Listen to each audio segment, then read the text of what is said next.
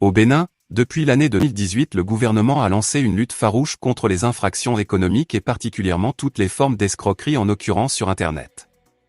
Extorsion de fonds, fraude liée à la carte de crédit, fraude commerciale, chantage ou usurpation d'identité, les faits liés à la cybercriminalité évoluaient à une vitesse exponentielle jusqu'en 2018, à tout ceci s'ajoutaient également des faits de trafic d'êtres humains, de rituels, de sacrifices humains ou de détournement de poches de sang pour assouvir les esprits maléfiques qui serviraient de socle pour ces pratiques. Dans la sous-région ouest-africaine réputée comme étant le nid des cyber-arnaqueurs, le gouvernement béninois qui ambitionne dans le secteur du numérique, de transformer le Bénin en une plateforme de services numériques de l'Afrique de l'Ouest pour l'accélération de la croissance et l'inclusion sociale, et d'utiliser les TIC comme un catalyseur d'accélérateur de croissance et d'inclusion sociale. Une telle ambition ne saurait se réaliser si l'atmosphère des échanges par Internet est gangrenée par des actes de fraude informatique répétés.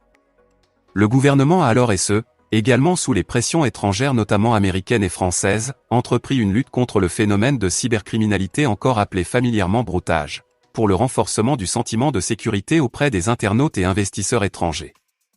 Et depuis, c'est la Cour de répression des infractions économiques et du terrorisme, une cour spéciale, qui est chargée de juger tous les actes répréhensibles en matière de cybercriminalité dans le pays, et mène une lutte implacable dans le secteur. Dans ce climat, plusieurs jeunes gens ont déjà été appréhendés et placés sous mandat de dépôt avant d'être condamnés à des peines de prison allant pour la plupart de 2 à 7 ans.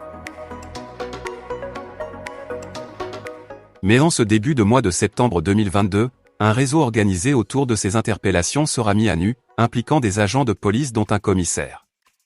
Les faits tels que rapportés par le média local Banuto, indiquent que profitant de ce climat de terreur installé contre les faussaires, une dame, au cœur d'un système d'escroquerie installé autour du commissariat, prend pour cible des jeunes présumés cybercriminels qu'elle fait arrêter par les hommes du commissaire incriminé. Une fois les jeunes arrêtés et sous la menace de les envoyer devant le procureur de la Cour de répression des infractions économiques, il leur est fait obligation de verser de fortes sommes d'argent allant d'1 million à 2 millions de francs CFA pour la plupart soit environ 3 000 €. Face à ce chantage, les victimes qui payaient sont ensuite purement et simplement relâchées tandis que ceux qui n'arrivaient pas à payer sont envoyés devant l'Office central de répression de la cybercriminalité. Après le démantèlement du réseau suite à des plaintes, plusieurs personnes ont été interpellées dont le commissaire du commissariat d'Agblangandan et un autre agent de police du commissariat d'Ebké.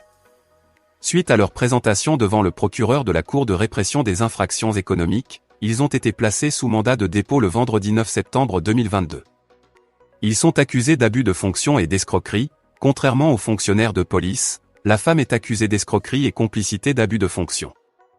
Leur audience à la criée est prévue pour le 14 novembre 2022.